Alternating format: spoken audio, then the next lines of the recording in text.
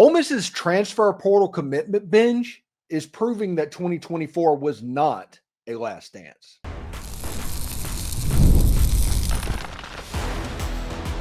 You are Locked On Ole Miss, your daily podcast on the Ole Miss Rebels, part of the Locked On Podcast Network, your team every day. Welcome to the Locked On Ole Miss podcast, your daily podcast on the Ole Miss Rebels, part of the Locked On Podcast Network, your team every day. I'm your host, Steven Willis, a 10-year veteran member of the national media with Yahoo Sports and a former Ole Miss staff member. On today's show, we dive into the Ole Miss commitment binge this weekend.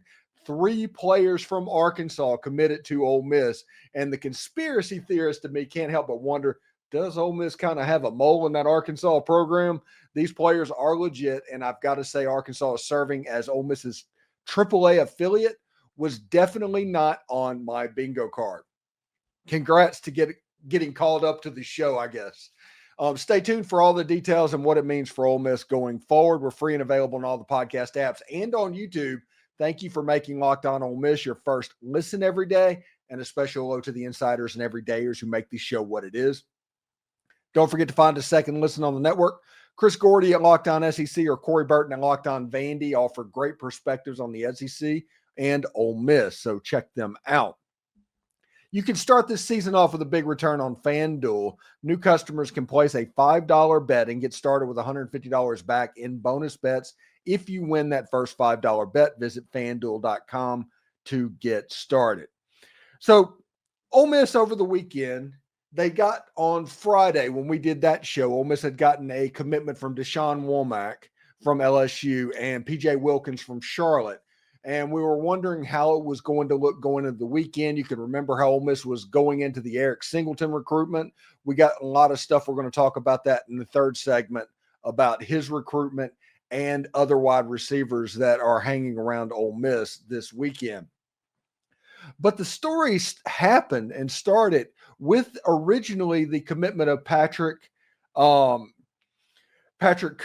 from Arkansas, an interior offensive lineman. He was the first hog that came on. Now, remember, whenever you hear about these Arkansas players, 2 of the players were injured last year, and Arkansas worked to preserve a red shirt for them because they wanted them to come back and preserve that eligibility. And Patrick Kutas was one of those guys.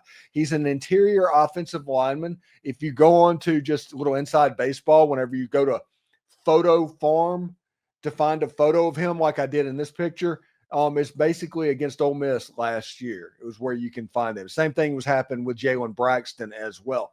But he's a good offensive lineman, an interior guy.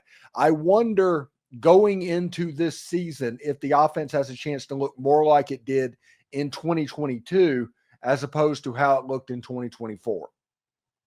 When Ole Miss struggled to run the football because of what was going on and the personnel that they had, is Ole Miss going after offensive linemen that can help them return to what they were in 2022? Now, I'm not talking about a 75% run pass split, okay? I'm not talking about that. It can still be 60 to 40 or something like that, 55 to 45.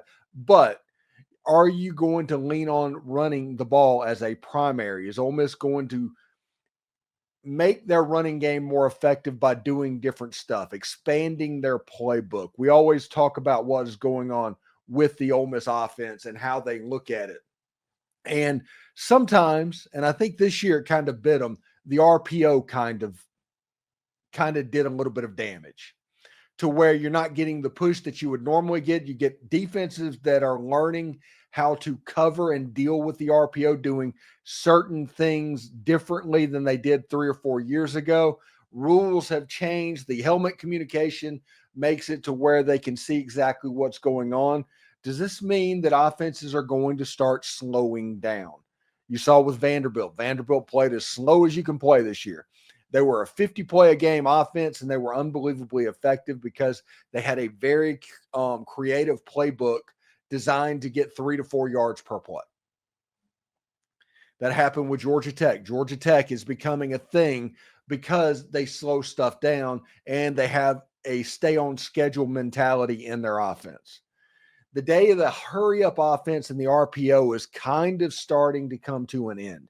Now, there's still going to be some death throws, and there's still going to be some pacing in the games that are different. That's not what I'm talking about.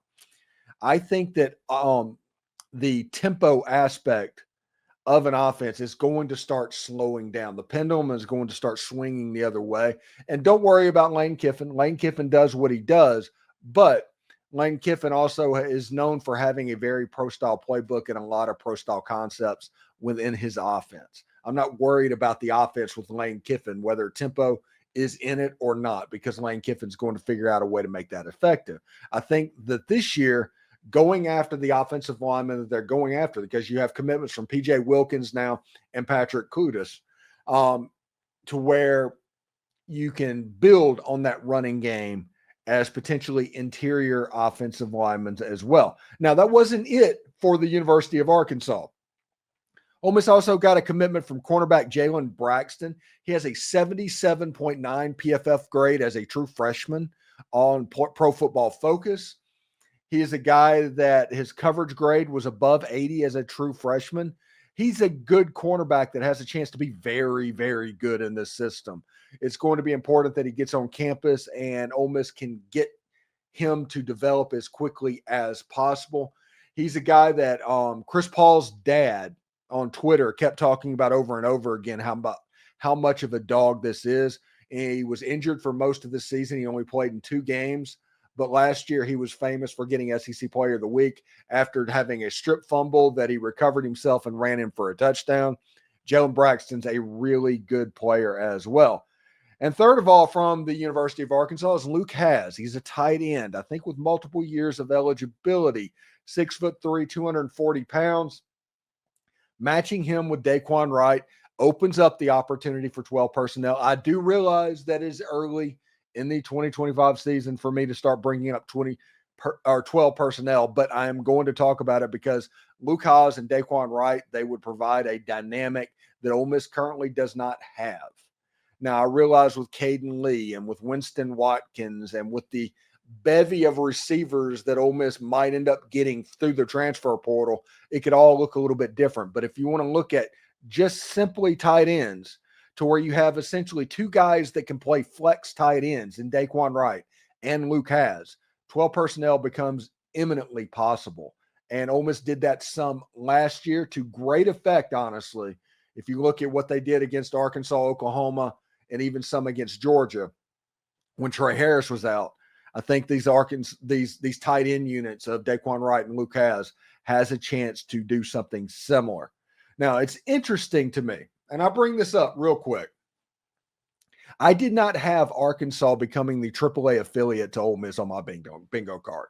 And the conspiracy theory in me, and it's probably not true, it's not even close to true, and it's all coincidence and all of that stuff. But whenever you look at 3 Arkansas players, arguably the best 3 Arkansas players in the transfer portal, pretty much immediately going to Ole Miss within a week of the transfer portal window opening, it makes me wonder if there's not somebody in the Arkansas program that's pushing Arkansas players to Ole Miss. I know that's not the case, and I know that's not happening.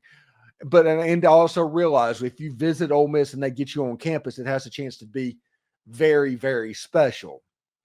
And they can get you if you get on campus. I get all of that. But it is hilarious to think about Arkansas becoming a AAA affiliate of the Ole Miss Rebels, to where you can just say, hey, welcome to the show. And all the memes online of Lane Kiffin with the pigs that you're seeing walking around that people are doing AI-generated stuff is hilarious. But these are really good players. People are going to say, well, you just took players off a 6-6 team. Well, it took 2 of the 2 players that didn't play very much because they were injured that would have helped this football team, that Arkansas was counting on them helping this team next year.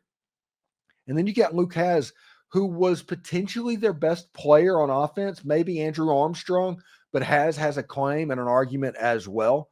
So Ole Miss really worked out on that side of the ball with the Arkansas players in the transfer portal. So that's pretty cool for the Rebels indeed. Ole Miss got a commitment from Princeville Amamiel. We'll talk about that. And this Ole Miss commitment binge that's going on is turning heads, and it is showing that Austin Simmons learned well last winter and he's turning it into action. Stay tuned.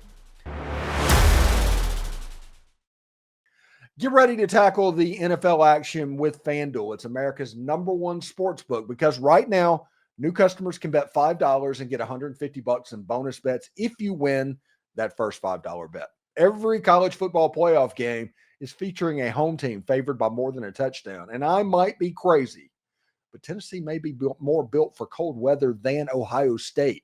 Defensive line, defense, run the football. I kind of like the Vols in that game. That is my hunch. That might be the upset. So when you get a hunch in the middle of the game, you can check out the latest stats, view live play-by-play, and so much more on the same page where you place your bet. The FanDuel Sportsbook app gives you absolutely everything you need to place those live bets on the NFL and college football all in one place.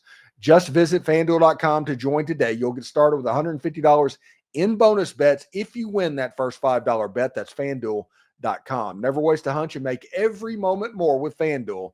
It's an official sportsbook partner of the NFL. So Ole Miss also got a commitment yesterday, or Sunday, I should say, or Saturday, I guess, from Prince Will Amon-Mielen, which props, thank you very much, Princely, for coming to Ole Miss and teaching me how to say Amon-Mielen and going through that. But Prince Will is the younger brother of Princely. He was at Princely. He was an edge from Nebraska. He's 6'3", 240 pounds, I think. He's a good player that Ole Miss is looking at, and is kind of a perfect fit for what Ole Miss needs. You know, last year when Princely Amon-Mielen came to Ole Miss needed a #1 pass rusher. They needed somebody to get to the quarterback because they hadn't had somebody since Sam Williams. So they needed to find somebody to take some of the pressure off the other defensive linemen, which would make them better. Ole Miss ended up getting Princely Amon-Mielen and Walter Nolan. And we talked about double teams on 2 different players on the defensive line last season and how that would help Ole Miss on the defensive line this year multiple times. Ole Miss is trying to recreate that in a different way. Ole Miss currently has the Princely Amon-Mielen in Suntarine Perkins. He's the guy. He had over double-digit sacks this year.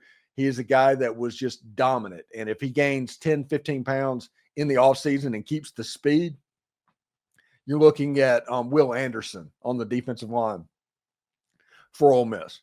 But you needed to find the Suntarine Perkins who had all the talent and the ability to do it and that can help you in the pass rush game. And you were able to get that in Prince Will Amon-Mielen, who played a little bit for Nebraska under Matt Rule. And everybody that watched the Ole Miss Baylor game in 2021 knows that Matt Rule does a little defense. He's able to get a Prince Will Amon-Mielen. He's going to help out a ton on the defensive side of the ball. Pair him up with Deshaun Womack, who I think is probably trending towards that Jared Ivey type position now as well. But if you look at this one, this is a big get for the Ole Miss Rebels.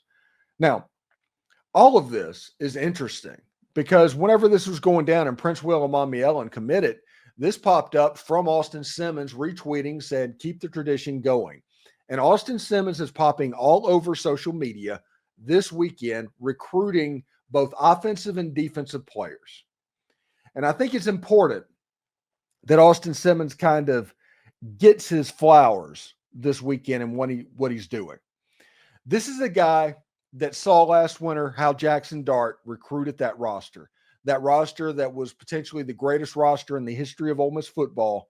Jaxson Dart worked tirelessly at it, and Austin Simmons took notes.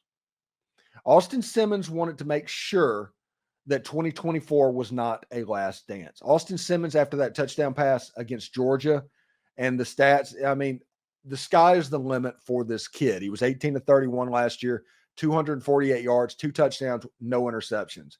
Everybody recruits involved, related, and the transfer portal players that are thinking about Ole Miss want to see Austin Simmons play that bowl game as well because of what is being sold to everybody. But what we learned this weekend is Austin Simmons learned the recruiting game very well and is working to rebuild 2024. Ole Miss is now #1 in the transfer portal recruiting after just an absolutely great weekend. Ole Miss is up to 6 recruitings, #1 in the country. And third of all, we'll talk about this next segment. Some really sought after wide receivers were on campus, and you have to think that Ole Miss is going to get one of them. Ole Miss is looking for a number one. There's a lot of number one potential players on campus, and Ole Miss is going after it. Austin Simmons doing what he has done this weekend should make everybody just kind of take a deep breath and excel on the 2025 season. Yes, I remember and know absolutely that the Last Dance thing was the big push in the 2024 season going up to it.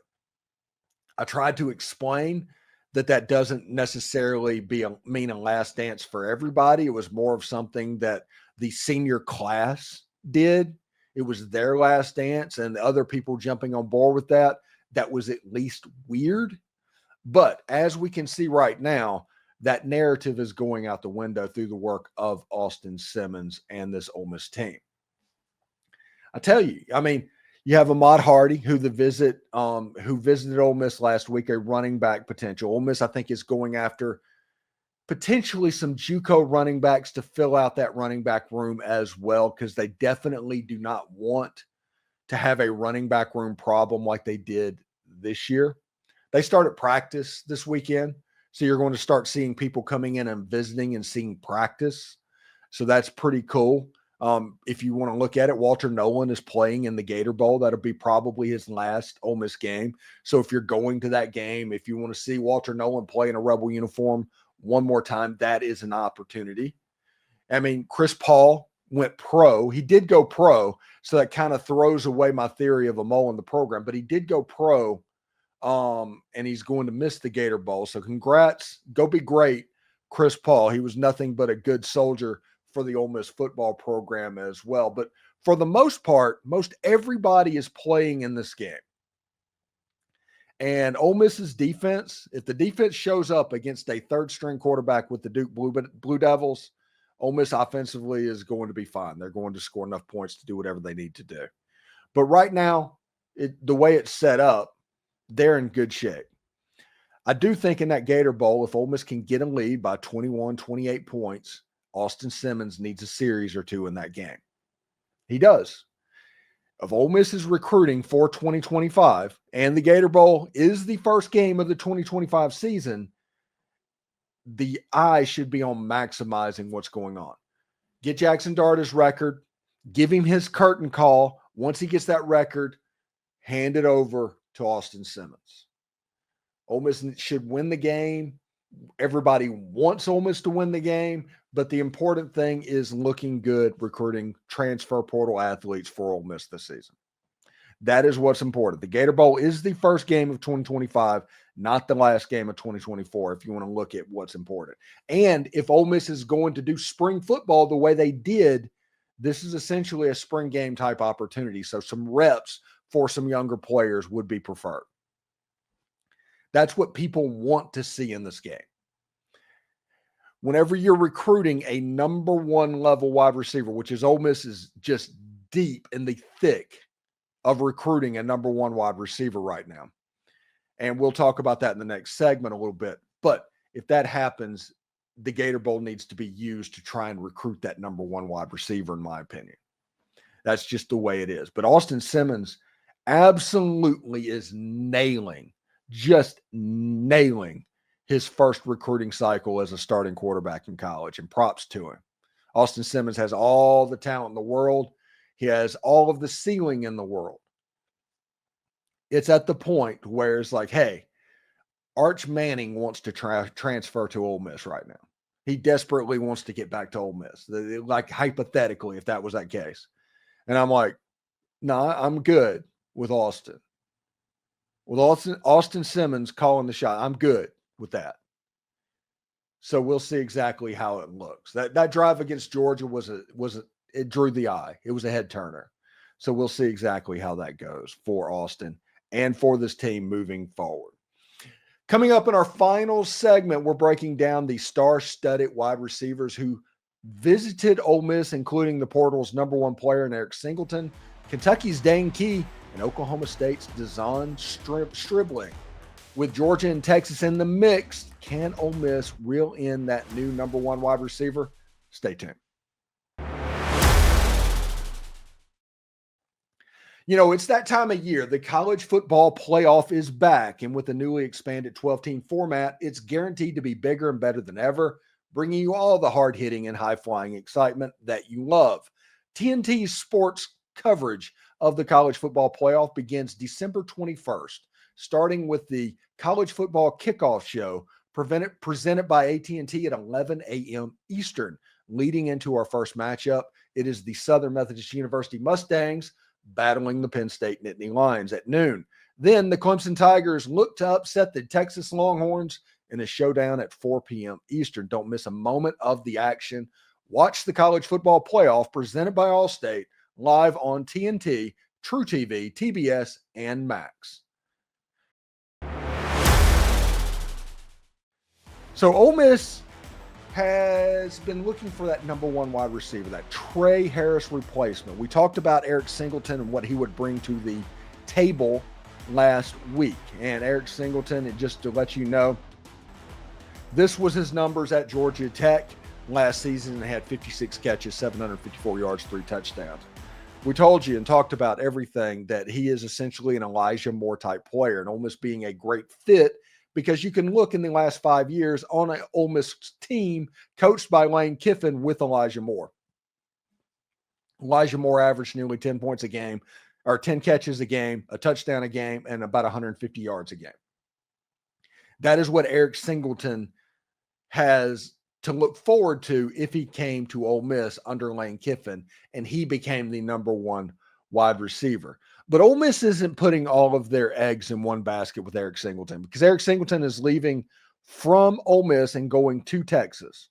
And it would honestly be crazy for anybody in the transfer portal with a Texas visit schedule to not go hear them out, knowing the amount of money that's available in Austin and in College Station. And also potentially Georgia's trying to get in the fight for this wide receiver as well. My point is, with the wide receivers that Ole Miss are going after, the lines for them are going to be significant. Eric Singleton has visited Auburn. I will say this, after the Ole Miss visit, you're not hearing Auburn so much. Just kind of is what it is. So we'll see. Eric Singleton going to Texas, that's the next hurdle for Ole Miss to clear, and then whether or not Georgia can get a visit out of him as well. Another player that has shown up on campus is the very first wide receiver our channel talked about a couple of weeks ago, Dane Key. He had 47 catches, 715 yards, and 2 touchdowns on an offensively challenged football team in the University of Kentucky. He is visiting several people. Nebraska's on the list. Georgia is hot on his tail right now as well. Everybody that has money that needs wide receivers are recruiting all of these guys. But Ole Miss getting them on campus, that's an important first step, because we all remember what Chris Paul's dad said. If you don't want to go to Ole Miss, don't visit. Senquez Golson said that 10 years ago as well. But it's true. It's absolutely true. And this isn't the only 2 wide receivers that popped up. As of recording, Ole Miss was expecting a visit on Sunday of this wide receiver. His name was Design Stribling from Oklahoma State. He had 52 catches, 882 yards, and 6 TDs. He's honestly built a lot like Trey Harris. He is that type of a wide receiver. Ole Miss looking for the number one on the outside. This would be that kind of fit. Ole Miss isn't locked in on having a number one wide receiver in the slot. Ole Miss isn't locked in at having them on the outside. Ole Miss is just trying to find the best player wherever they can. And Ole Miss has options. Like, say Ole Miss gets Eric Singleton. Move Caden Lee outside, and your offense looks real similar to what it did in 2022 and 2023 with the dual slot type players in Caden Lee and Eric Singleton. That's how the offense would look with both of them. Stribling would give you a true Trey Harris type wide receiver, to where him and Caleb Cunningham are lining up on the outside, and the slot receiver becomes a Caden Lee, and you have the tight ends in place. The point is, there's weapons all over the place, and this offense can form in different ways. Now, I will say this about Design Stribling and outside receivers as a whole. Even Dane Key would fall into this category as well. With Caleb Cunningham and Stribling or Key, with a 12 personnel look with both Luke Hasz and Deshaun Wright, you would have a situation to where you could be very, very big, especially in the red zone, and help out your run game. So that is a really cool thing about what type of players they could be. Now, I do not like the way he wears his uniform, apparently, with them hanging out the way it is, but it is what it is.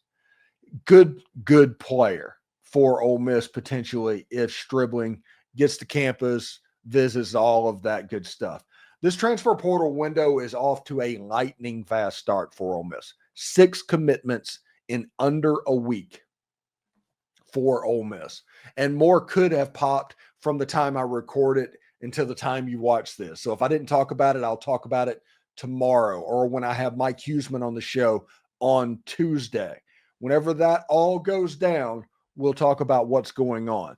Just so everybody knows, I do have jury duty set up for Wednesday, which means Wednesday and Wednesday night could look pretty weird depending on what happens with all of that recording, essentially.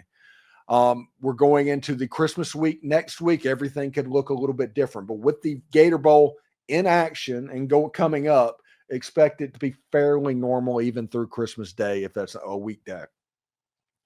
Waiting to hear back from the Under Armour game for me going there and talking to some of the prospects and getting to see exactly what's going on of high school players that are participating in that game. The Under Armour game is like 2 hours before the Gator Bowl or 3 hours before the Gator Bowl. So you can catch that game. It's at DeLand High School. It's not in the Citrus Bowl Stadium this year. It's at DeLand High School. And then you go straight to the Gator Bowl following that action as well. Should be pretty cool. I'm looking forward to exactly what it looks like and how the quarterbacks and all that look. One thing that I noticed, and I was dead on about this the whole time, I've been the last several years to the Under Armour practices. I got to see Jackson Arnold and I got to see Michael Van Buren at the same time. Mississippi State throwing away Michael Van Buren for a chance at Jackson Arnold makes absolutely zero sense. Michael Van Buren stood out every single day. He was a Matt Corral as a true freshman level quarterback, and he's a good player. It's one of the things that Ole Miss has to watch out for. Don't run off some of your young stars for a chance to get somebody with just a name. So we'll see exactly how that goes for the Rebels as the transfer portal continues to go on. But thank you for making Locked On Ole Miss your go-to source for Ole Miss sports. Thank you for making it Ole Miss's morning show. We pride ourselves on offering the most comprehensive perspectives, which is why we are the #1 Ole Miss podcast out there. Your support means the world to us. Thank you for making Locked On Ole Miss your first listen today. For your second listen, check out the Locked On SEC podcast. Host Chris Gordy holds no punches, covering the best conference in all of college football. Find Locked On SEC on YouTube or wherever you listen to your podcast. And also, sorry there was no live stream last night. I wanted to see the series finale of Yellowstone, and I didn't want to wait on that. So that's what happened there. Anyway, hotty toddy, everyone.